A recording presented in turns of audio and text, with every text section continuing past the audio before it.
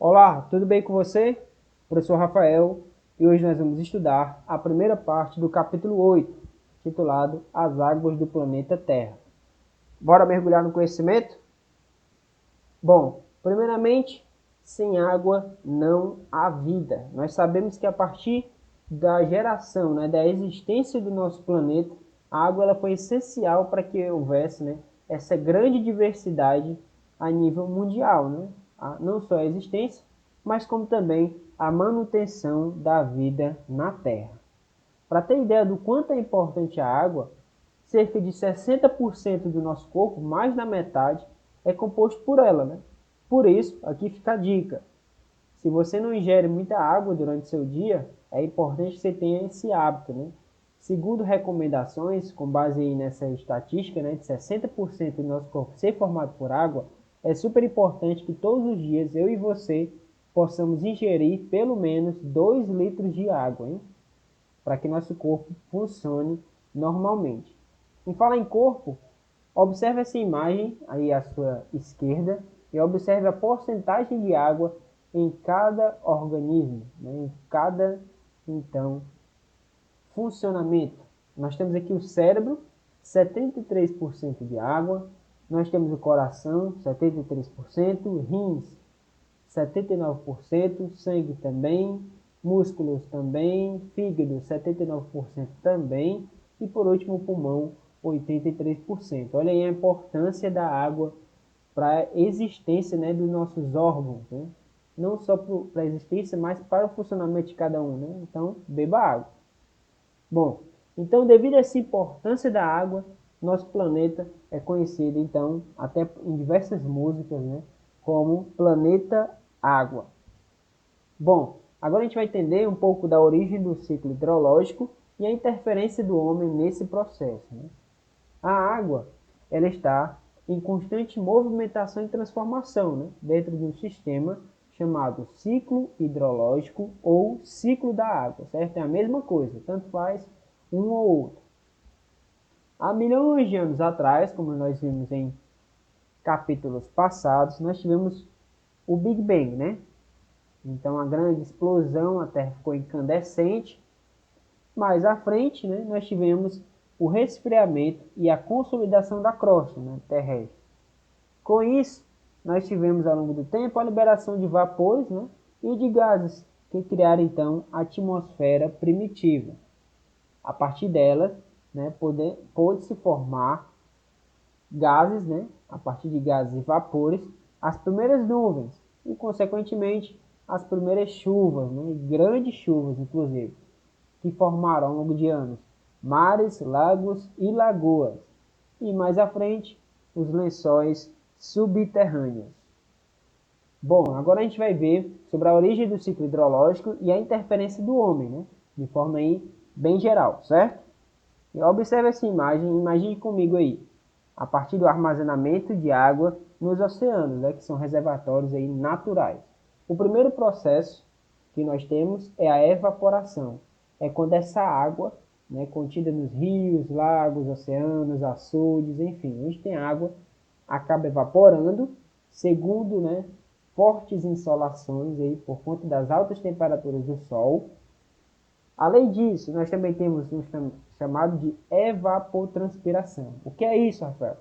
É a transpiração das folhas, dos vegetais, das plantas, que também a partir do calor acabam transpirando, Só que é chamado de evapotranspiração.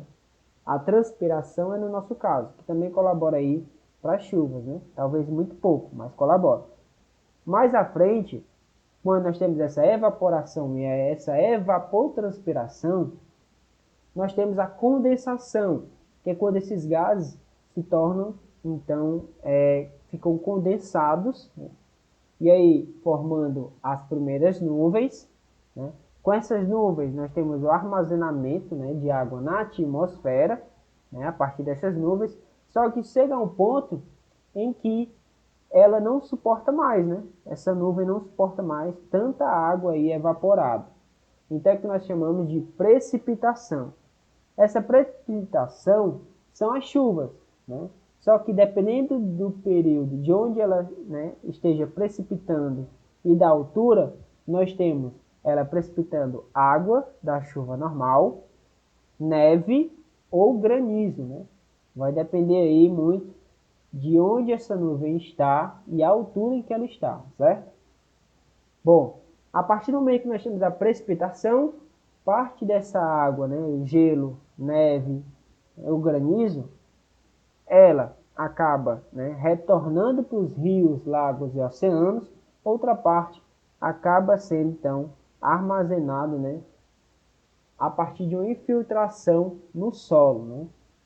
E aí parte dessa água vai para as nascentes, né, alimentando novos rios, e outra então alimentando essas águas subterrâneas, certo? Então a sequência, nós temos a evaporação, junto com a evapotranspiração, nós temos a condensação, né, onde nós temos posteriormente a precipitação, que são as chuvas, e parte é escoada, né, acabam aí circulando pela superfície terrestre, outra parte é infiltrada, certo? Basicamente, esse é o ciclo hidrológico. A seguir, nós veremos um vídeo, né, explicando de forma bem lúdica e bem interessante como funciona esse ciclo. Confira aí.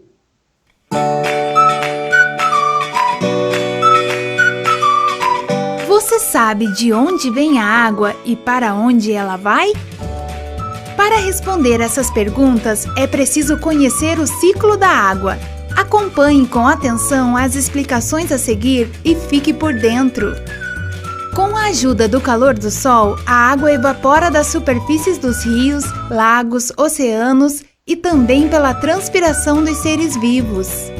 O vapor de água que vem da evaporação dos rios, lagos e oceanos e também da transpiração das plantas sobe pela atmosfera atingindo alturas onde a temperatura é menor, formando assim as nuvens cheias de gotículas de água.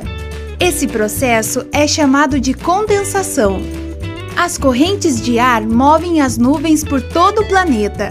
Quando essas nuvens ficam sobrecarregadas, ou seja, com muitas gotículas de água, acontecem as chuvas, ou seja, a precipitação. Em climas muito frios, a precipitação cai como neve e gelo, formando as geleiras. A neve pode derreter e escoar na superfície, chegando até os rios e oceanos. Parte do gelo se transforma diretamente em vapor d'água. Já nos lugares que não são tão frios, parte da água que cai da chuva volta diretamente para os oceanos, rios e lagos. Outra parte entra no solo como infiltração, podendo recarregar os aquíferos. Nos aquíferos, a água pode fluir para a superfície, formando nascentes. Ou pode ficar em regiões bem profundas por bastante tempo e depois voltar para os oceanos, onde evapora mais uma vez. Como podemos ver, o ciclo da água é um processo sem fim.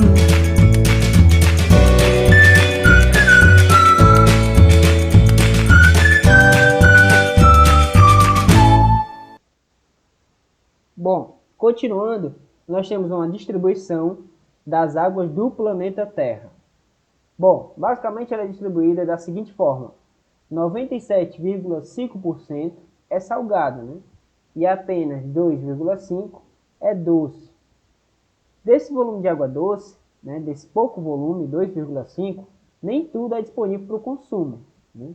68% desse 2,5% está, então, localizado em geleiras, né, ou calotas polares, ou seja, a gente não tem como utilizar, né, a primeiro momento, essas geleiras, né, em calotas polares, até porque está congelado, né? Parte desse valor está no subsolo, né, em águas subterrâneas também, que a gente vai ver mais à frente. E apenas 0,3% em lagos, rios e pântanos, né, que inclusive não têm sido cuidados por nós, seres humanos. E apenas 0,01% está em forma aí de vapor de água, né, na atmosfera. Essa quantidade, 2,5%, mesmo estando aí de forma compartimentada, né, como a gente já falou agora, é suficiente para abastecer a demanda de toda a humanidade, né, e aí ser utilizado de maneira racional, né. Interessante que a distribuição de água doce, a gente fala assim 2,5%, mas a gente está falando a nível mundial, né? Só que a nível mundial, essa água doce é distribuída de forma desigual, né? Não é dividida aí de forma igual para todos os continentes e países. Por exemplo, o Brasil, ele possui a maior reserva de água doce superficial e subterrânea do mundo, enquanto países como a Austrália, por exemplo, ela não tem, né, essa mesma disponibilidade. Então, precisou criar uma tecnologia para tratar a água do esgoto para poder reaproveitar para o consumo humano, né, em algumas de suas cidades. Olha aí como a disparidade é grande, né? Bom, a respeito da distribuição das águas planetas, nós temos aqui compartimentado. Ó, nós temos aqui 97,5%, né, de mares e oceanos, que seria água salgada, e esse 2,5% eu acabei de ler, né? Onde nós temos 77% das calotas polares, né?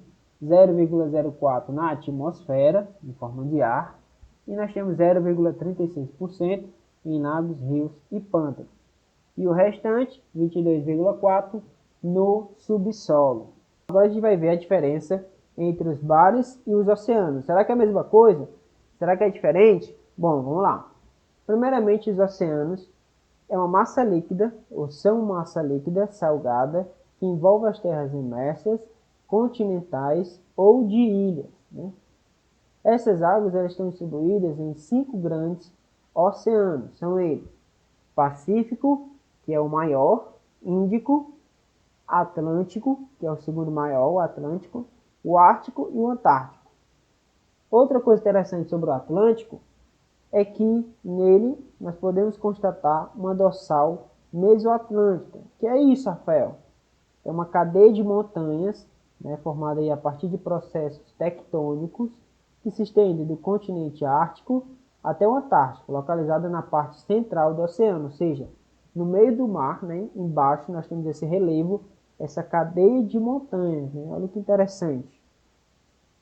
Bom, aqui a gente pode ter um parâmetro geral acerca dos 5, então, oceanos, né, a nível planetário, certo? Sendo o maior deles o Pacífico, o segundo o Atlântico. Bom, já os mares, eles são porções do oceano, que estão em contato direto com o continente, certo? Os mares são porções do oceano que estão em contato direto com o continente. Eles podem ser abertos, né, quando tem uma comunicação direta com o mar, né, com o mar territorial brasileiro. Nós temos eles sendo continentais ou interiores, né, quando eles se comunicam com o oceano por meio de estreitos, né, por breves canais, como o Mar Vermelho e o Mar Mediterrâneo. E nós temos os fechados, que são aqueles localizados dentro do continente e não apresentam contato com o oceano, né, considerando lagos de água salgada, como o Mar de Aral e o Mar Cáspio. Aqui a gente tem um exemplo, ó, do mar fechado, né, não tem nenhuma ligação com o oceano. Nós temos o mar interior, que teria então faixas, né, aí bem menores, né, de contato com o oceano. E nós temos o mar aberto, que por si só, né, já tem todo e qualquer contato com o mar, com o oceano, certo? Bom, agora acerca das águas subterrâneas, ou também chamadas de lençóis freáticos. São reservatórios de água doce encontrados no subsolo.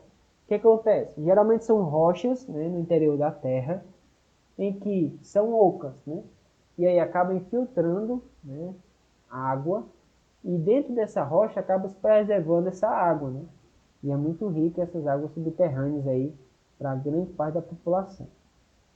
Então ela tem relação justamente com a infiltração da água pluvial, né, das chuvas e dos próprios rios. O armazenamento desses reservatórios naturais corresponde a cerca de 20% de toda a água potável do mundo. Olha aí a importância deles. De toda a água potável do mundo, 20% está em águas subterrâneas, né, também chamadas de lençóis freáticos. Os dois maiores que nós temos exemplos é o aquífero Alter do Chão e aquífero Guarani. Observe aí os dois maiores aquíferos do Brasil. Nós temos Alter do Chão, que tem capacidade de 86 mil quilômetros, né, cúbicos. Nós temos aí ele sendo 100% território nacional, e isso facilita, né, para que o governo possa ter livre permissão, né, de explorar. E esse aquífero é o maior do mundo. Nenhum aquífero no mundo é maior do que Alter do Chão. É a última descoberta. Outro que nós temos no Brasil é o aquífero Guarani, que tem capacidade para 45 mil quilômetros cúbicos, né? Que corresponde, né?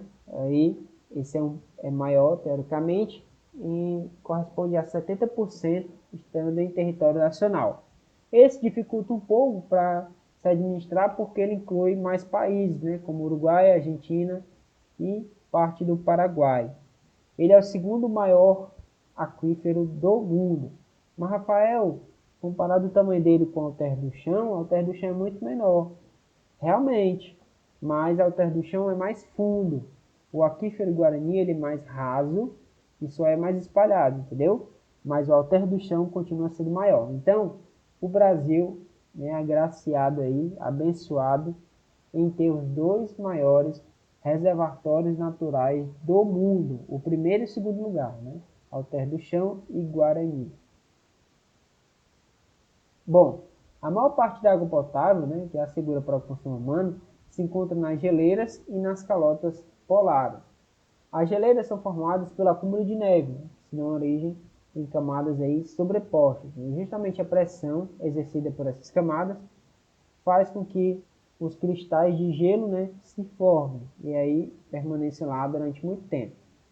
Os níveis atuais de geleiras e calotas polares são considerados por alguns pesquisadores como os indicadores das mudanças climáticas, né? Então é bem fácil de você ver a constatação, por exemplo, do aquecimento médio da Terra por conta, né, de mudanças lá nessas calotas polares. Inúmeros estudos comprovam que tem acontecido recuo ou até mesmo desaparecimento de várias geleiras, né? E isso é um fato muito associado ao aquecimento global, que consequentemente está associado, né, a como eu e você e as pessoas do mundo têm se relacionado, né, com essa questão da água, né, bem como climática, certo? Bom, nosso conteúdo fica por aqui, espero que você tenha aprendido e estou à disposição para tirar todas as dúvidas. Forte abraço!